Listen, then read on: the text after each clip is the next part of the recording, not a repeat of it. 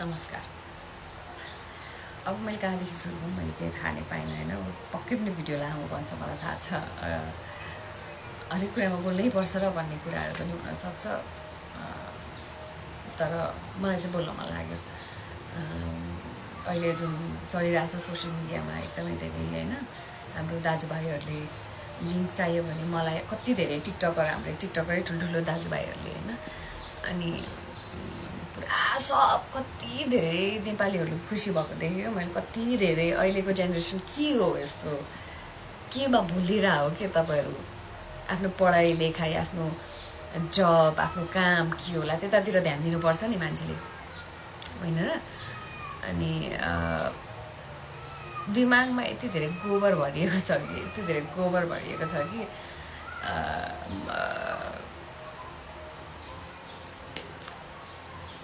अरूलाई यति धेरै क्वेसन उठाउनुभन्दा अगाडि म को हो, म के हो, मेरो सोच के हो भनेर एकचोटि हेर्नु जरुरी छ जस्तो लाग्छ। किन चाहिँ अब धेरैजनाले भिडियो पनि बनाउनु भएको छ यो विषयमा, अनि त्यहाँ गएर तैँले चाहिँ किन भिडियो बनाएको त? त्यसकै गल्ती हो। छोरी मान्छे भएर आफ्नो ठाउँमा बस्नु पर्दैन, यस्तो उस्तो कति धेरै कुराहरू आयो होइन। अनि तपाईहरूलाई चाहिँ के लाग्छ कि जसले यति धेरै क्वेसनहरू उठाइराख्नु भएको छ, तपाईँहरूले जसले चाहिँ यति धेरै कुराहरू भनिराख्नु भएको छ, दामी अथवा यस्तो पो रहेछ अनुहार, खै के फेस मात्रै राम्रो रहेछ के मन त कालो रहेछ के यो सबै भनिराख्ने तपाईँहरू एउटा राम्रो मान्छेको नजरमा राम्रो बन्नुहुन्छ जस्तो लाग्छ? छैन। तपाईँहरू बुद्धि भएको मान्छेले चाहिँ गल्ती हुन्छ मान्छेबाट भनेर स्वीकार्छ एकचोटि। तपाईँहरूमा यति धेरै फ्रस्ट्रेसन छ कि त्यो फ्रस्ट्रेसनहरू चाहिँ आफ्नो जीवनमा के पनि गर्न नसकेको कुराहरू चाहिँ यस्तो चिजहरू जब समाजमा आउँछन् तपाईँहरूले निकाल्नुहुन्छ कि म चाहिँ यो हो, हामी चाहिँ यस्तो हो भनेर। तपाईँहरूसँग कामै यति छैन कि कसैले गल्ती मात्रै गर्नुपर्छ, कसैको अलिकति केही नराम्रो मात्रै हुनुपर्छ, त्यसको सारा संसारै तल झर्नुपर्छ, सकिनुपर्छ भनेर लागि पर्नुहुन्छ कि। अनि तपाईँहरूलाई अब लास्टमा चाहिँ हाम्रो त्यो बहिनी सुसाइड गर्नुभयो, केही गर्नुभयो भने बल्ल आनन्द आउँछ होला है तपाईँहरूलाई। त्यो दिन पनि तपाईँहरूले के भन्नुहुन्छ जस्तो लाग्छ भने ठिक्कै पर्यो, त्यसको त्यस्तै थियो, त्यसको हरकतै त्यस्तै थियो, त्यसले त्यस्तो गरेको थियो, त्यही भएर त्यस्तो भयो, ठिकै हो, त्यसको कर्म हो, त्यसको ठिक छ कि। सबैको आफ्नो कर्मको हिसाब गर्नको लागि भगवान् हुन्छ कि माथि। अब भगवान् नमान्ने नास्तिकहरूलाई म केही पनि भन्न चाहदिनँ। युनिभर्सको रुल छ भगवान् नमान्नेहरूको लागि चाहिँ। युनिभर्सले फिर्ता दिन्छ, आफूले जे कर्म गरे त्यही चिजहरू फिर्ता दिन्छ। तपाईँहरूले चिन्ता लिनु पर्दैन कि तपाईँ हामी किन यति धेरै उच्किराख्नु पऱ्यो कि कसले गलत गर्यो कसले सही गर्यो भनेर। अब अर्को एक जमात आउला समाजमा कस्तो इम्प्याक्ट पर्छ त्यतिसम्म सोच्ने उसको दिमाग भए भए त उसले गर्ने नै थिएन होला यो कुराहरू के। अब मैले फेरि त्यो कुराहरू गर्नुपर्छ होइन, मैले इन्करेज गर्नु पनि खोजेको होइन, यो यस्तै भएर हिँड्नुपर्छ छोरी मान्छेहरू भन्न खोजेको होइन। तर मान्छेबाट कहिलेकाहीँ गल्ती हुन्छ, मान्छेले गल्ती गर्छ, प्रेममा गल्ती गर्छ, कहिलेकाहीँ लोभ लालचमा गल्ती गर्छ मान्छेले कहिलेकाहीँ। त्यो भन्दैमा मर्न बाध्य बनाउनु पर्छ भन्ने छैन कि। उसको उसले गर्यो, गल्ती गर्यो, तर हामीले पनि माफ गर्न सक्नुपर्छ कतिपय कुरामा सायद होइन। अनि त्यो जुन ऊर्जा तपाईँहरूले उसको यस्तो उस्तो भन्नमा त्यो ऊर्जा लगाइराख्नु भएको छ, त्यो तपाईँले आफ्नो लाइफमा केही राम्रो काम गर्नुको लागि लाउनुहोस् न ऊर्जा। म खै कहाँ के भन्ने मैले भन्नै सकेको छैन कि, तर मलाई त्यो एकदम धेरै नराम्रो फिल भएको छ। त्यो कुरा आएकोमा पनि नराम्रो फिल भएको छ। अनि त्यसप्रति मान्छेले कसरी हेरिरहेछ, त्यो कुरालाई कसरी फैलाइरहेछ, त्यो कुरालाई कसरी नेगेटिभिटी कति धेरै रहेछ हामी सबै युथहरूको बिचमा भन्ने कुरा चाहिँ यस्तो धेरै छर्लङ्ग भएको छ होइन। अनि छि मलाई त लाज पनि लाग्यो, डर पनि लाग्यो। तपाईँहरू हाम्रो दाजुभाइहरू देखेर घिन लागेर आयो मलाई। यो टिकटक हेरिरहेको छु म, घिन लागेर आयो। तपाईँहरू कस्तो त्यो तपाईँहरू त्यो मान्छेलाई मात्रै त्यसरी हेर्नु हुँदो रहेछ कि आफ्नो दिदी बहिनी, आफ्नो घरमा भएको छोरी मान्छेलाई पनि सायद तपाईँले त्यसरी हेर्नुहुन्छ कि भन्ने जस्तो मलाई त्यो आयो कि। नदेखुन्जेल रहेछ नि त, उनीहरूले ढाकेर बसेको भएर रहेछ नि त। उनीहरूको कहिलेकाहीँ बाई मिस्टेक के भयो अरे, नुहाएर आउँदै त्यो खुल्यो अरे, लुगाहरू खुल्यो अरे, के भयो अरे। अब तपाईँहरू त्यस्तै झम्टेर जानुहुन्छ त। मिस्टेक हुन्छ नि मान्छेबाट।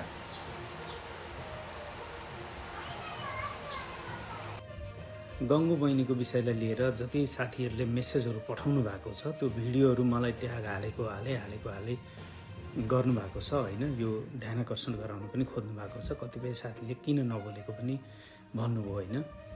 यो मलाई चाहिँ के लाग्छ भनेदेखि पहिला नम्बरमा त म बहिनीलाई अत्यन्तै स्ट्रङली बी बोल्ड र बी स्ट्रङ भन्न चाहन्छु होइन। र सामाजिक जीवनमा जुन प्रोफेसन जे काम तिमीले गरिरहेछौ त्यसमा अति दत्तचित्त भएर सक्रिय रूपले काम गर्नु। यो सीमाहरू हुन्छ, कतिपय कुराहरू सामाजिक सीमाहरू, ती कुराहरूलाई सामान्य ध्यान दिएर अगाडि बढ्नु र आफ्नो पेसा अगाडि बढाउनु भन्न चाहन्छु होइन। र यो किसिमको केसहरू यो पहिलो घटना मात्र पनि होइन र यो अन्तिम घटना पनि होइन। यो किसिमको केसमा चाहिँ यो गङ्गुको समस्या मात्र पनि होइन कि यो समग्र समाजको समस्या हो र विशेष त ल एन्ड अर्डर मेन्टेन गर्ने देशको प्रशासनको लागि यो अत्यन्तै ठुलो एउटा अपर्च्युनिटी पनि हो। यस्तो अवस्थामा एउटा एआईको माध्यमबाट एउटा मात्र क्वेरी राखेर सर्च गर्यो भने यो भिडियोमा इन्जोय गर्नेहरू अथवा यस किसिमको ह्यारासमेन्टलाई बढावा दिने मानिसहरू को छन्, कहाँ छन्, संसारभरिको लिस्ट एकैछिनमा निक्लिन्छ। त्यो लिस्ट निकाल्न यदि यहाँहरूलाई गाह्रो पर्छ भनेदेखि म पनि सहयोग गरिदिन सक्छु। एआईको माध्यमबाट संसारभरि कतिवटा आइडीले यो पोस्ट गरेर इन्स्टाग्राममा, फेसबुकमा, टिकटकमा त्यो बहिनीमाथि ह्यारासमेन्ट गरेका छन्, त्यो कुराहरू निकालेर नेपाल प्रहरीलाई ह्यान्डओभर गरिदिनलाई मलाई कुनै पनि गाह्रो छैन। अथवा तपाईहरुलाई सम्पूर्ण आइडीहरूको लिङ्क सर्च गरेर चाहिँ 5 मिनेट भित्रमा त्यसको रिपोर्ट फाइल चाहिँ नेपाल प्रहरीलाई बुझाइदिन सकिन्छ। र त्यो पछाडि प्रहरीले त्यसलाई प्रोसेसिङ गरेर म्यानुअल प्रोसेस गरेर चाहिँ सम्बन्धित मान्छेहरूलाई एटलिस्ट टार्गेटेड लिस्टमा राख्न सक्छ, ताकि भोलिको दिनमा अरू मान्छेहरू गङ्गु हुन नपरोस्। जस्तो हिजो निर्मलाहरूको कुरा आएको छ हैन, आजसम्म हामी हत्यारा पत्ता लगाउन नसकेर यस्तो क्षुब्ध छौं भन्दाखेरि यस्तो केसबाट चाहिँ नेपाल प्रहरीले एउटा शिक्षा लियोस् र अपराधीलाई त कारबाही गर्नै पर्यो, जसले यो भिडियो अपलोड गरेको छ त्यसलाई त सख्त कारबाही हुनै पर्यो हैन। र अरूलाई पनि अब साइबर क्राइममा ल्याउनुपर्छ, नभए यो समाज परिवर्तन हुँदैन। किनभने अब त सीमै रहेन नि त, तपाईको टेक्नोलोजीले यस्तो उदाङ्ग पारिदिएको छ, एउटा सानो कुरा पोस्ट हाल्ने बित्तिकै संसारभरि जान्छ, त्यो कसैको पनि हातमा त्यो कन्ट्रोलमा रहँदैन, मास बाहिर जान्छ। अस्ति काठमाडौँमा 3 कुनेमा भएको गोलीकाण्ड घटना भन्दा ठुलो घटना हो कि यो सामाजिक मूल्य मान्यतालाई लिएर यदि हामीले हेर्ने हो भने सामाजिक सञ्जालको म्यासिभली दुरुपयोग हो। र भाइ बहिनीहरूले पनि जसले सामाजिक सञ्जालहरू यसरी चलाउनुहुन्छ अथवा टेक्नोलोजीको प्रयोग गर्नुहुन्छ हैन, विभिन्न च्याटहरू माध्यमहरूमा कुराकानी तपाईहरु गर्नुहुन्छ, एटलिस्ट सकेसम्म कन्फिडेन्शियलिटी मेन्टेन गर्नु होला।